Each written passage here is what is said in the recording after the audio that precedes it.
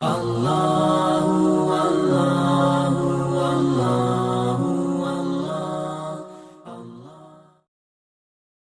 दोस्तों मिले तो बस एक पयाम कहना, उस्ताद मोहतरम को मेरा सलाम कहना। ऐ दोस्तों मिले तो बस एक पयाम कहना, उस्ताद मोहतरम को मेरा सलाम कहना।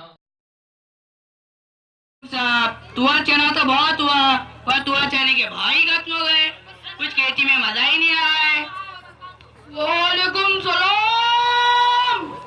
अबे रुको रुको, क्यों रे बेटा, क्या लगा है? ये बस्ता, यूनिफॉर्म, किताब, बैग और रोजाना सुबह जोर जोर से हमसे पढ़ते हो। इतना क्यों शोर करते हो? हमने भी मदरसा पढ़ा, मगर ये तुमने नवत लाए।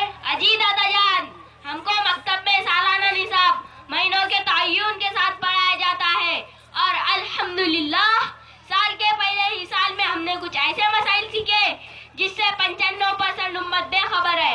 उनके इल्म में ये चीज आई ही नहीं। अबे ऐसे कौन से मसाइल है बे जो तुमने एक साल में सीखे? अब तो 55-60 साल के हो गए ना, आपको मालूम नहीं क्या? जैसे गुजर के फराइज, वुजू के फराइज। अबे ये क्या बोल रहे हैं? ये तो मुझे भी याद है। अच्छा दादाजान, क्या बात है, सुना तो बोला। गुसल में 3 फराइज है, बराबर? बिल्कुल ठीक, मगर कौन कौन से? अब क्या वो भी बताओ?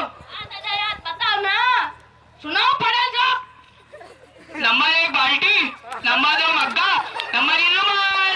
बस हो गया? अरे पागल हो गया, क्यों चल रहे हो? अजी दादाजान, दीन को या मजाक बना डाला।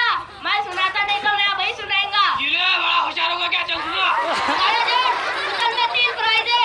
नंबर 1 कुल्ली करना, नंबर 2 नाक में पानी डालना, नंबर 3 पूरे बदन पर इस तरह पानी बहाना के एक बाल बराबर भी कोई जगह सूखी न रहे।